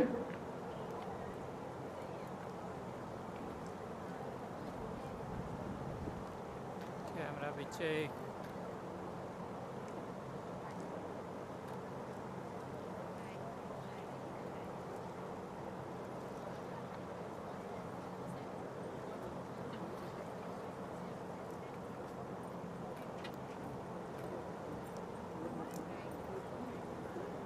की ओर अग्रसर होंगे। हम कर्नल साहब की पुण्यतिथि को स्मरणीय बनाते हुए शमशन जी कोड़ी साहब का स्वागत मंत्री जी द्वारा। नागरिक सम्मान, हाँ ठीक है। मदन, जिनका नाम बोल रहा हूँ आप पधारे हैं तो उनके परिवारजन ले आए। मदन जी कोड़ी, प्रकाश जी चेची, ओम नारायण। जो लोकसभा चुनाव का समय है और जनप्रतिनिधियों के लिए बहुत ही बिजी शेड्यूल वाला समय है, काफी व्यस्तता का समय है और ऐसे समय में आप हमारे बीच में पधारे। अनुरोध करता हूं, उम्मीद रखता हूं कि भविष्य में भी हमारे जो भी कार्यक्रम हुआ करेंगे आपका स्नेह आशीर्वाद हमें मिलता रहेगा।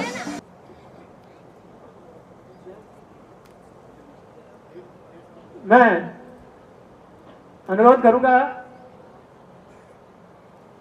प्रेम जी पोसवाल साहब आप आए।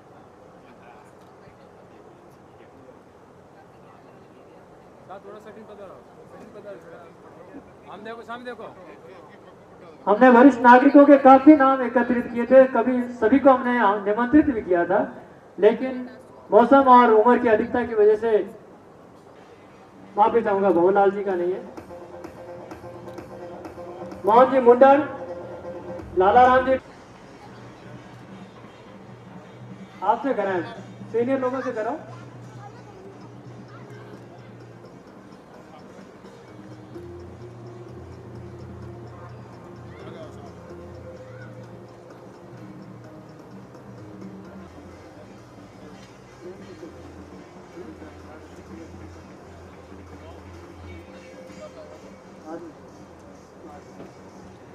सामने देखो साहब, सामने देखो, टीम देखो। हाँ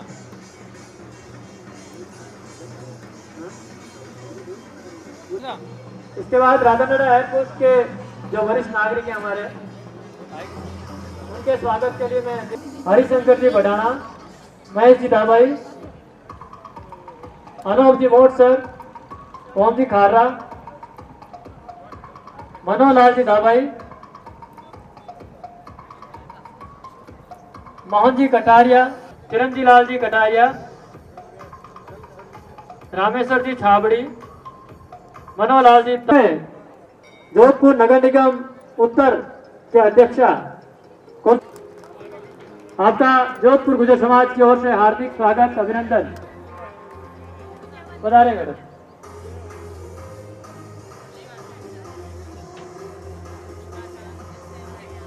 समाज जोधपुर के विकास पुरुष मान सिंह जी देवड़ा की आपका आभार, धन्यवाद। मैं आपके स्वागत के लिए अनुरोध करूंगा हमारे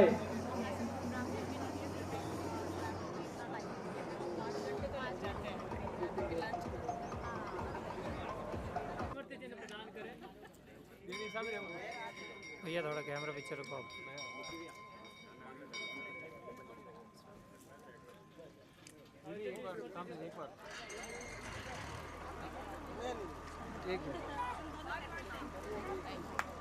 भैया आपका कैमरा पीछे रखो। उनके साथ सारे शहीद जो 73 लोग हुए थे, उन्हीं को भी मैं सबको नमन और सादर श्रद्धांजलि अर्पित करती हूँ। आज हमारे बीच पधारे हुए मुख्य अतिथि महोदय, महापौर महोदय, मुनेश जी, कुंती जी और सभी बीच और बीच में पधारे हुए सावित्री जी और बबीता जी और यहाँ पे जो सभी वृद्धजन और माताएं बहनें, मेरे छोटे भाई बहन, जो भी लोग यहाँ पधारे हैं, उन्हीं सभी का मैं हार्दिक अभिनंदन और आभार व्यक्त करती हूँ कि आप लोगों ने मुझे अपने बीच यहाँ उपस्थित होने का मौका दिया और इस महान दिवस को मैंने एक साक्षात प्रफुल्लित होकर एक बड़ा खुश होकर जाना कि यहाँ पे कितने हमारे बीच में जो भी बड़े बड़े लोग आए हुए हैं और इनसे कर्नल बाबा के जो हमारी जो विचारधाराएं थी उनको आगे हम कैसे उनको साक्षात मतलब उनके कदमों पर हम कैसे चल सकते हैं। तो मैंने काफ़ी लोगों के ओजस्वी भाषण सुने, आप लोगों ने भी सुने होंगे। और अगर हमारे बीच में आज यहाँ कुछ युवा लोग और उपस्थित होते तो वो इन्हीं उनके द्वारा जो दिए गए ओजस्वी भाषण थे उनको और आगे ले जा सकते थे। तो काफ़ी लोगों ने जो अपने महत्वपूर्ण विचार दिए और जोगाराम जी पटेल साहब हमारे बीच आए और उन्होंने जो भी अपने ज़मीन के हमारे जो इश्यूज़ हैं इनको लेके जो एक हमको आश्वासन दिया है, उनके लिए भी उनका आभार व्यक्त करती हूँ। और जो बैसला साहब के जो हमारे आदर्श रहे हैं, उन्होंने हमें समाज को एक जो आरक्षण को लेके जो 5% एक आरक्षण का एक जो मुद्दा उन्होंने जो उठाया था और आज पूर्वी राजस्थान के तो बहुत सारे लोग लाभान्वित हुए हैं। मैं ये आशा करती हूँ कि पश्चिमी राजस्थान के लोग भी उस आरक्षण का उसी तरह ही एक फ़ायदा उठाएं और जो 5% आरक्षण का फ़ायदा बस पूर्वी राजस्थान के जो 80% लोग ले पा रहे हैं और पश्चिमी राजस्थान बस 20% ही उसका हिस्सा बन पा रहा है। तो वैसे ही हम अभी फ़िलहाल अगर पूर्वी राजस्थान को देखते हुए भी अगर लाभ मतलब उनकी वो जिस तरीके से इस आरक्षण का फ़ायदा ले रहे हैं और पश्चिमी राजस्थान वाले भी लेंगे तो बहुत एक बेहतरीन अवसर हमारे लिए होगा। और आरक्षण में बस इस आरक्षण को केवल ऐसे ही ना मानते चले कि हमको एक आरक्षण मिल गया है तो हम शायद भर्ती में पार्टिसिपेट करेंगे, एग्ज़ाम का फॉर्म भरेंगे और हम चयनित हो जाएंगे। आरक्षण अभी बस मिला है, इसका मतलब ये नहीं है कि कोई भी एग्ज़ाम देगा और वो क्वालिफाई हो जाएगा। ये बहुत ही ज़्यादा मुश्किल आजकल कॉम्पिटिशन्स हो गए हैं। तो इनमें आप ये ना सोच के पार्टिसिपेट करें कि हमको एक आरक्षण मिला और हमारा चयन हो जाएगा। हम जब एक सामान्य अभ्यर्थी की तरह बहुत प्रयास करेंगे, बहुत कठिन मेहनत करेंगे, अपने सारा आज का जो युवा जितना डाइवर्ट हो रखा है वो सारा अपना समय उसी में झोंक देगा। अगर परीक्षा की तैयारी करेगा तो वह कहीं जाकर थोड़ा वह चयनित हो पाएगा और फिर उसको आरक्षण का लाभ मिल पाएगा। तो ये दिमाग में ऐसा हवा ना फैलाए कि बस आरक्षण की वजह से हम लोग चयनित हो जाएंगे। और एक मेरा एक मुद्दा था कि लोग मतलब हमारे जो कम्युनिटी के लोग हैं वो, वैसे मैं उद्योग विभाग में अभी सहायक आयुक्त जोधपुर के पद पर कार्यरत हूँ और 5 वर्षों का मेरा अनुभव रहा है कि मैंने देखा है कि हमारे जो उद्योग विभाग है वो गवर्नमेंट की काफ़ी सारी स्कीम्स का बेनिफिट देता है। जो लोग कुछ नया काम स्टार्ट करना चाहते हैं, जो उद्योग के क्षेत्र में आगे बढ़ना चाहते हैं। बट मेरा 5 सालों का अनुभव रहा है कि जोधपुर ज़िले की मैं जन्मी जाई हूँ, यहीं पे अभी पोस्टिंग भी है मेरी, बट मैंने कभी भी 5 सालों में मेरे किसी समाज के किसी व्यक्ति को मैंने लाभान्वित नहीं कर पाई है, क्योंकि यहाँ के लोग शायद अभी भी बस सरकारी नौकरी में या तो रहना चाहते हैं या अपना जो लोकल जो पुराना काम करे उसी में रहना चाहते हैं। तो एक ये है कि हमारी जो गवर्नमेंट भर्तियाँ निकलती है उसमें सारे के सारे लोग तो चयनित होकर उसका फ़ायदा नहीं उठा सकते। तो जो एंटरप्रेन्योर शब्द होता है, एक एंटरप्राइज शब्द होता है। एंटरप्राइज उसके लिए होता है जो व्यक्ति साहसी होता है, जो नया काम स्टार्ट कर सकता है। हर कोई व्यक्ति नहीं हो सकता। सरकारी नौकरी तो शायद उसके लिए कहा जाता है कि जो इंसान ज़िंदगी में सबसे कम रिस्क लेना चाहता है वो इंसान सरकारी नौकरी करना चाहता है। इसके अलावा जो इंसान रिस्क ले सकते हैं वह लोग वैसे होते हैं कि वो नया काम स्टार्ट कर सकते हैं। अगर आप लोग पहले से हैं, जैसे मैं बहुत कम लोगों को जानती हूँ जोधपुर से, पत्ताराम जी है वो, और उनको हम एंटरप्रेन्योर कह सकते हैं। और मतलब मेरी खुद की जानकारी में भी ऐसे बहुत कम लोग हैं जो वाकई में एंटरप्रेन्योर हैं जोधपुर में। तो आप लोग आपके घर में अगर आपके 3-4 बच्चे हैं तो हो सकता है सारे के सारे सरकारी भर्ती में चयनित नहीं हो सकते, लेकिन उनमें सब में कुछ ना कुछ काबिलियत होती है और सरकार इतनी सारी सुविधाओं का हमको फ़ायदा दे रही है अलग अलग तरीके से, अलग अलग डिपार्टमेंट से। तो आप एक बार अपनी जानकारी में अपने मतलब अलग अलग डिपार्टमेंट में जाएं और मुझसे कभी भी आप संपर्क कर सकते हैं कि आप अगर कोई नया काम स्टार्ट करना चाहते हैं तो आपको सरकारी योजनाओं का कैसे बेनिफिट मिल सकता है और आप कैसे एक एंटरप्रेन्योर बन सकते हैं। क्योंकि ऐसा होता है कि जब सरकारी नौकरी होती है तो इंसान 30,000 से स्टार्ट करता है, हमने ये मान लिया। लेकिन अगर कोई एंटरप्रेन्योर है तो वह जिस दिन जिस अमाउंट पे फिनिश करेगा उसका बच्चा उसी अमाउंट से स्टार्ट करेगा।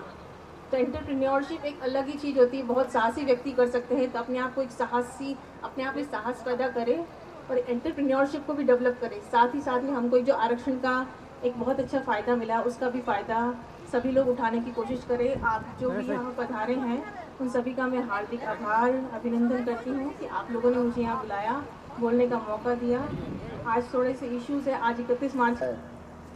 अगर अपन अपने बच्चों को शिक्षा से संबंधित कार्यों में आगे बढ़ाएंगे तो समाज प्रगति करेगा। मैं आप सभी से ये गुजारिश करूँगा, अपने बच्चों को अच्छी से अच्छी शिक्षा दे, उनको पढ़ाए, अपने घर में महिलाएं हैं, बच्चियां हैं, उन सबको पढ़ाए और समाज को आगे बढ़ाने के लिए हम सभी एक साथ एक जाजम पर बैठे हैं। आज देव सेना संगठन जोधपुर ने मुझे यहाँ बुलाया, उसके लिए मैं आप सभी का तहे दिल से धन्यवाद देता हूँ। सभी का धन्यवाद।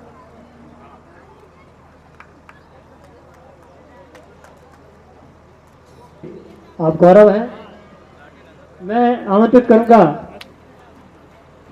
किया है अपने समाज के लिए, वो जब तक सफल नहीं होगा जब तक हम उनके संघर्ष को आगे बढ़ाने के लिए मेहनत नहीं करेंगे। जैसे शिक्षा, उन्होंने बोला शिक्षा की और कदम बढ़ाए और राजनीति में भी जाने के लिए उन्होंने हमें अपन को प्रेरित किया है।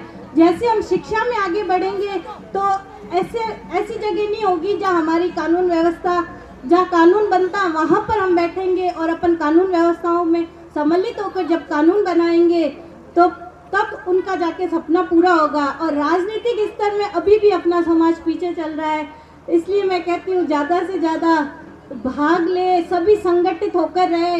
जो एक बात पहले बोली थी कि आप टांग खिंचाई ना करके हाथ पकड़े, एक जना हाथ पकड़ेगा तो एक से दूसरे को खींच के उस फील्ड में लेके आएगा, ना कि उसकी टांग खींचे। टांग खींचेंगे तो जो आगे बढ़ रहा है उसको भी अपन पीछे कर देंगे।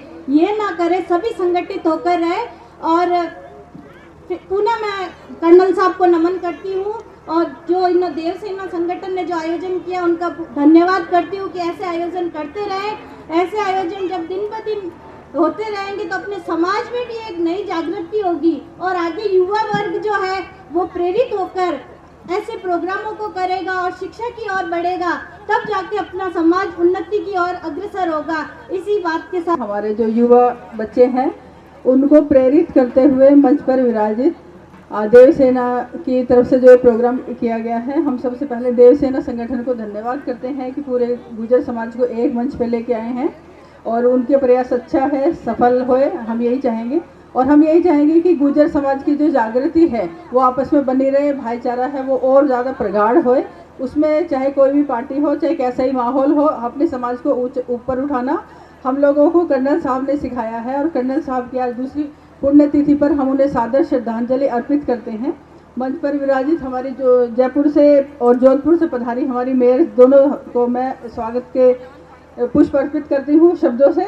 और मैं चाहती हूँ कि जो हमारे एकजुटता है वो आप लोग भी उसमें बढ़ाने में थोड़ा सा सहयोग करें। मैं ये चाहती हूँ कि हमारा जो ये समाज है अपने गौरवपूर्ण इतिहास से गौरवान्वित है, सब जगह उसकी ख्याति प्राप्त है।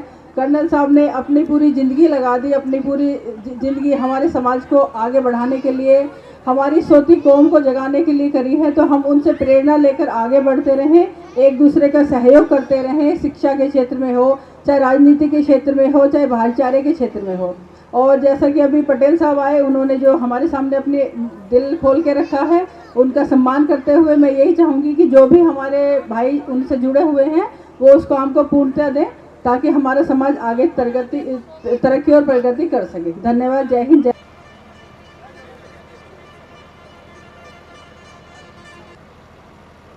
मैं अनुरोध करूंगा हमारे आज के कार्यक्रम के विशिष्ट अतिथि हमारी स्थानीय महापौर कुंती जी, आप पधारे और हमें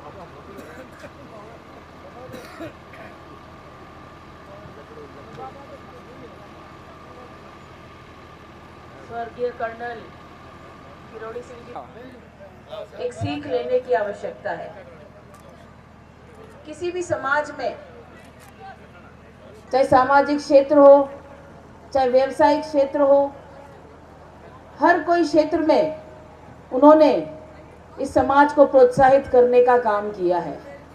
आज मेरे से पूर्व वक्ता जो अलग अलग क्षेत्रों से थे, जिला उद्योग से हमारी एक बहन ने बहुत अच्छी बातें आप लोगों के बीच कही, चिकित्सा के क्षेत्र से हमारे बीच रामशंकर जी और एक हमारे भाई ने अभी बहुत सुंदर बातें आप लोगों को कही कि किस तरीके से बैसला साहब आप लोगों को आगे बढ़ाने का काम उन्होंने जीवन पर्यंत किया और आगे भी उनके द्वारा बताए गए मार्ग पर आप लोगों के समाज को और हम लोगों को भी एक प्रेरणा मिलती है। जिस तरीके से उन्होंने अपनी कार्यशैली से हर एक वर्ग को प्रभावित किया और आज उन्हीं के पद चिन्हों पर चलकर आपका समाज प्रगति कर रहा है।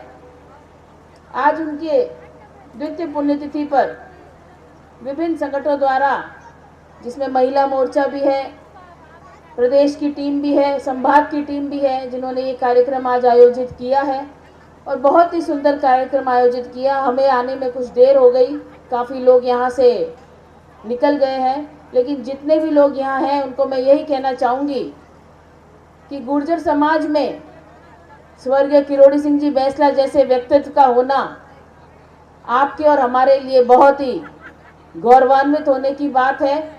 और ऐसे व्यक्तित्व का जिससे प्रेरणा मिलती हो और एक आगे बढ़ने का प्रोत्साहन मिलता हो, ऐसे व्यक्तित्व भूतो न भविष्य तो होते हैं। मैं आप सबसे यही पुनः निवेदन करूंगी कि उनके द्वारा बताए गए मार्ग पर आगे बढ़े, जिससे आने वाली युवा पीढ़ी को भी आप सभी से प्रेरणा मिले और उनके द्वारा बताए गए मार्ग को आज के युवाओं को प्रशस्त करने की आवश्यकता है, ताकि जो युवा पीढ़ी है जो आज के समय में इस आधुनिक युग में जो गलत रास्तों पर भटक रही है, उनको सही रास्ता आप और हम मिलकर आदरणीय किरोड़ी सिंह जी बैसला के द्वारा पढ़ाए गए पाठ के द्वारा उन्हें ये सीख दे सकते हैं कि किस रास्ते पे हमें चलना चाहिए। मैं पुनः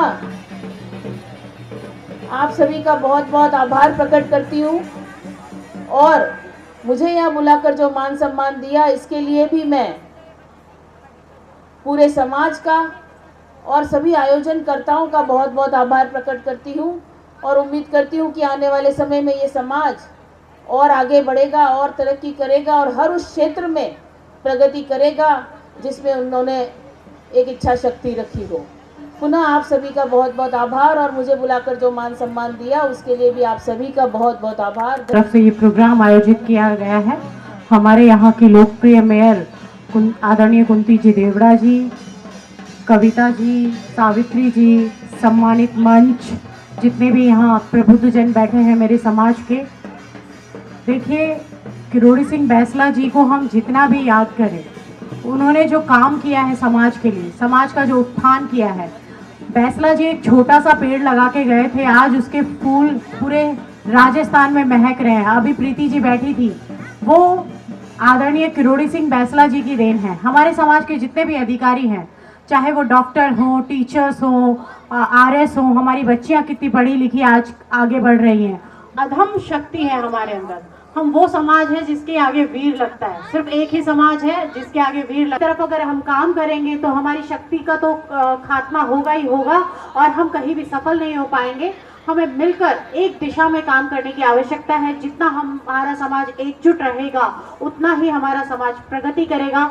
मेरे लायक कभी भी कोई काम हो, बेझिझक बताइएगा। आप समाज की बेटी के नाते मैं हमेशा समाज के लिए तत्पर रहूंगी। मेरा मानना यही है कि युवा पढ़े लिखे, यहाँ जितने भी हमारी माताएं बैठी हैं, हमारे बुजुर्ग पिता तुल्य बुजुर्ग बैठे हैं, मैं उनसे यही कहूंगी कि आज एक रोटी कम खाएंगे, लेकिन नियम के साथ हमें चलना होगा, क्योंकि शिक्षा मात्र एक ऐसी कुंजी है जिससे हर ताले खुलते हैं और हर व्यक्ति प्रगति करता है, हर समाज प्रगति करता है, हर देश प्रगति करता है।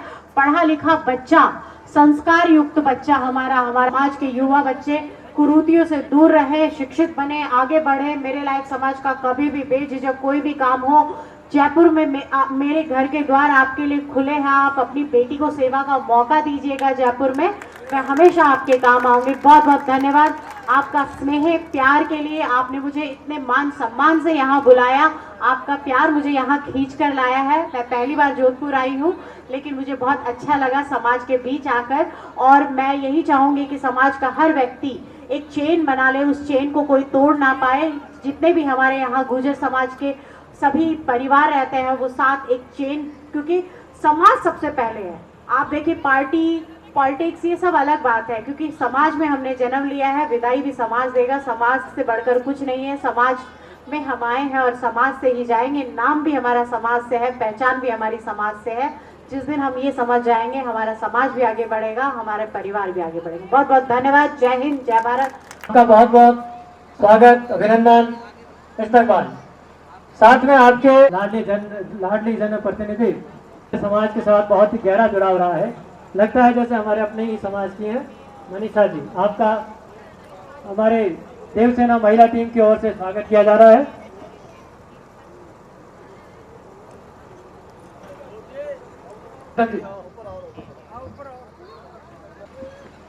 मैं देवसेना के कार्यकर्ताओं से अनुरोध करूंगा, उन्होंने बहुत पिछले एक महीने से रात दिन एक, और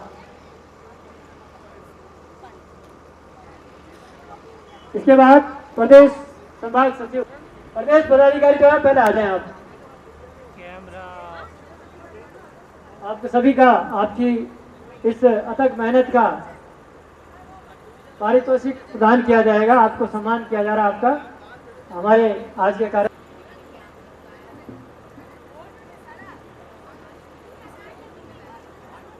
किसी भी कार्यक्रम की सफलता के पीछे उसके कार्यकर्ताओं की मेहनत का हाथ होता है।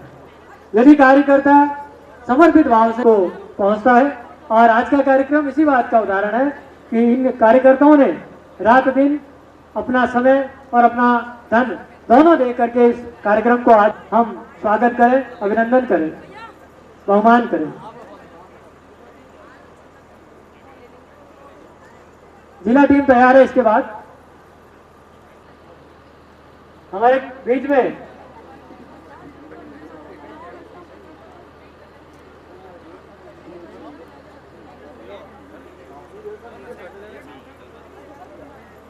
हमारे बीच में जेडीए में कार्यरत श्री बढ़ाना साहब भी बताया, आपका भी स्वागत किया जा रहा है।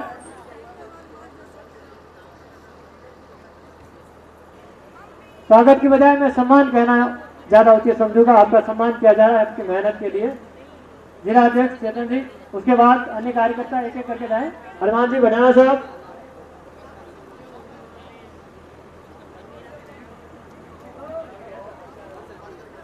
हमारे जिला टीम के वर्कर, अत्यंत मेहनती वर्कर, रात दिन इन्होंने एक कर दिया है इस कार्यक्रम के लिए। ओम जी, आपका भी स्वागत किया जाएगा।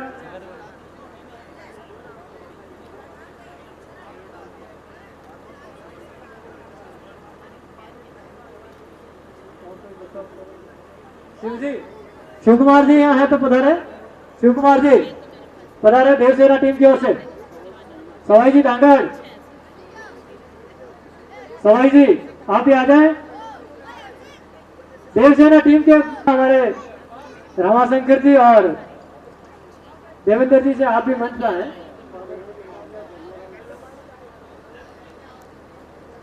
देवेंद्र जी और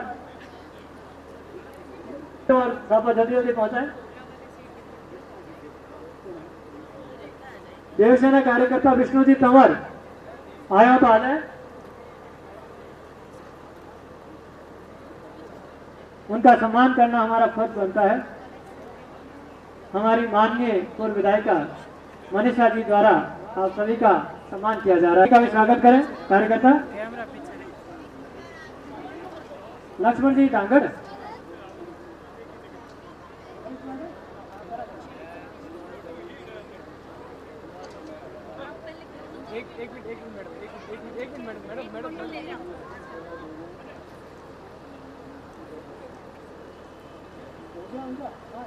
स्थान ग्रहण करें पुनः।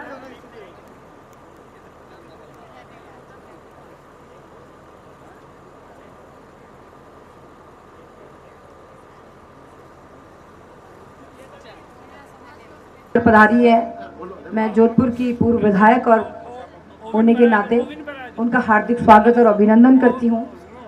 इसी कार्यक्रम में उपस्थित हमारी बहन उत्तर जोधपुर से महापौर कुंती जी परिहार, सावित्री जी गुजर जो पार्षद हैं, बबीता जी गुजर जो हमारे लंबे समय से महिला कांग्रेस के साथी हैं, बवर जी गुजर, जो समाज के सभी उपस्थित प्रबुद्धजन, पिता तुल्य, सभी समाज के युवा साथी, महिला साथी और नीरज जी गुजर जो हमेशा महिलाओं को मोटिवेशन देती रहती हैं। सम्मानित मंच, मेरे साथ हमारे ब्लॉक अध्यक्ष रामनिवास जी गोदारा भी पधारे हैं।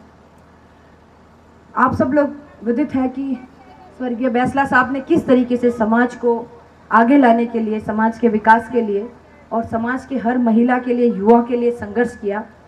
और मैं जहाँ तक जानती हूँ, समझती हूँ, हम बहुत छोटे हैं, लेकिन उन्होंने अपना सारा जीवन सड़क पे ही बिताया है, वो भी समाज को आगे बढ़ाने के लिए, समाज के संघर्ष के लिए और समाज को उन ऊंचाइयों पर पहुंचाने के लिए जहां आज समाज उपस्थित है। शिक्षा का विकास हो, आरक्षण मिले और राजनीतिक कहां तक भागीदारी मिल सके, ये सारा काम बैंसला साहब ने किया है।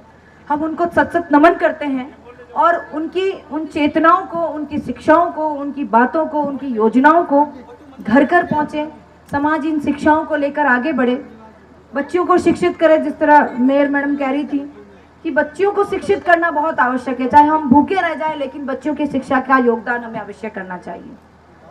बच्चों को आगे बढ़ाना चाहिए और समाज में उपस्थित कुरीतियों को खत्म करना चाहिए। ये सारा काम समाज में उपस्थित इन सब नवयुवकों द्वारा, महिलाओं द्वारा जो देवसेना संगठन है वो समय समय पर करती आई हैं और इनके द्वारा शिक्षा के क्षेत्र में बढ़ावा देने के लिए, प्रोत्साहन के लिए कार्यक्रम करना, समाज को एक संगठित बनाने के लिए अलग अलग तरीके कार्यक्रम करना, ये सामाजिक स्तर पर होते रहते हैं। और हम सब मिलकर, हमारा भी आपसी सहयोग हमेशा बना रहता है, हम सब मिलकर यही कोशिश करें कि समाज को हम किस तरह आगे ले जाए। शिक्षा के क्षेत्र में, सामाजिक उत्थान के क्षेत्र में, राजनीतिक क्षेत्र में हम सब मिलकर यही काम करें। मैं बहुत धन्यवाद देती हूँ नीरज जी को और उनकी पूरी टीम को कि वो समय समय पर मुझे बुलाते रहते हैं, मान सम्मान देते रहते हैं और समस्याओं से और हम सब मिलकर अवगत होते रहते हैं, उन समस्याओं का समाधान भी करते रहते हैं। मैं एक बार पुनः बहुत बहुत धन्यवाद देती हूँ कि आप सब लोगों ने मुझे बुलाया, प्यार, स्नेह, आशीर्वाद दिया उसके लिए बहुत बहुत धन्यवाद। एक बार पुनः बैसला जी के चरणों में हम उनको श्रद्धांजलि अर्पित करते हैं, सत सत नमन करते हैं। धन्यवाद। जय।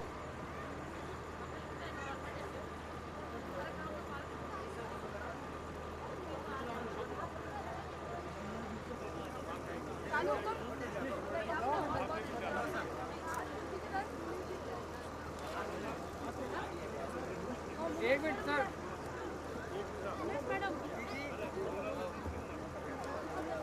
अब मैं अनुरोध करूंगा हमारे जिला अध्यक्ष चेतन जी।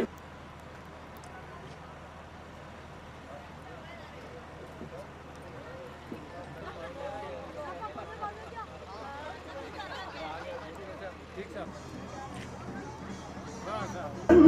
अगर देश की